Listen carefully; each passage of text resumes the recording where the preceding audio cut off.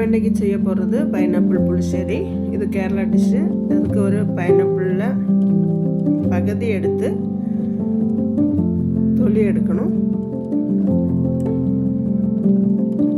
அதை பொடிசாக வெட்டணும். பொடிசாக வெட்டிட்டு அந்த பகுதி பைனாப்பிளுக்கு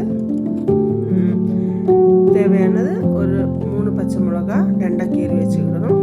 அதுக்கப்புறம் கொஞ்சம் சர்க்கரை, கொஞ்சம் கருவேப்பிலை, இதுக்கு கூட 1/4 டீஸ்பூன் மஞ்சள் பொடி,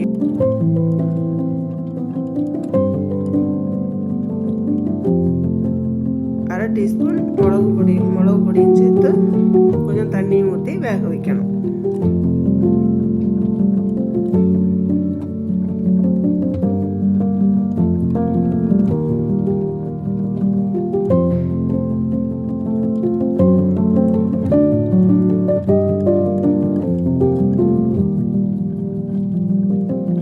தேவையான உப்பு போடணும்.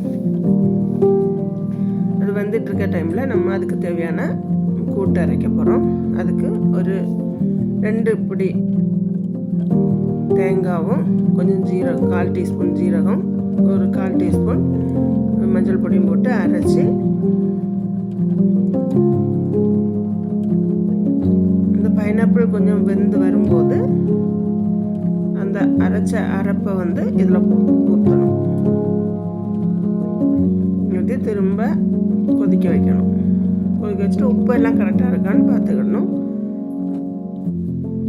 கொதிக்க வச்சு இந்த பச்சை ஸ்மெல்லு போகிறது வரை நம்ம வேக வச்சு கொதிக்க வைக்கணும். பச்சை ஸ்மெல் போனதுக்கப்புறம் ஒரு 1/4 லிட்டர் தயிர் எடுத்து, அதை நல்லா கட்டி தயிரை எடுத்து அது நல்லா கட்டி சாஃப்ட் ஆகிற அளவுக்கு நம்ம பீட் பண்ணணும். பீட் பண்ணி வச்சுட்டு வேக வச்சிருக்கிறது வந்து கொஞ்சம் ஆறணும். ஆறுனதுக்கப்புறமா வேக வச்சு பச்சை மணம் போனதுக்கப்புறம் ஆற வச்சு அதுக்கப்புறமா அந்த தயிரை அதில் ஊற்றணும். ஊற்றி நல்லா மிக்ஸ் பண்ணிவிட்டு அதுக்கப்புறம் அதுக்கு தாளிப்பு செய்யணும். அதுக்கு கொஞ்சம் தேங்காய் எண்ணெய் ஊற்றி அதில் கொஞ்சம் கடுகு, உளுத்தம்பருப்பு போட்டு அது நல்லா கடுகெல்லாம் நல்லா போட்டுன பிறகு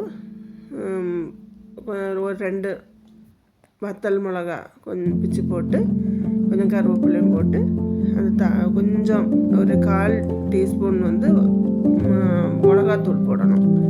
மிளகாத்தூள் போட்டு அது பச்சை ஸ்மெல் போகிற தூரம் வச்சுட்டு போனோடனே இந்த நம்ம செய்து வச்சுருக்கிற பைனாப்பிள் புளிச்சேரியில் ஊற்றி மிக்ஸ் பண்ணி எடுக்கணும். இது போன டைமில் ஸ்பெஷலாகிட்டு சத்யாவுக்கு கூட உண்டாக்குற ஒரு கேரளா டிஷ். நல்லா டேஸ்ட்டாக இருக்கும்.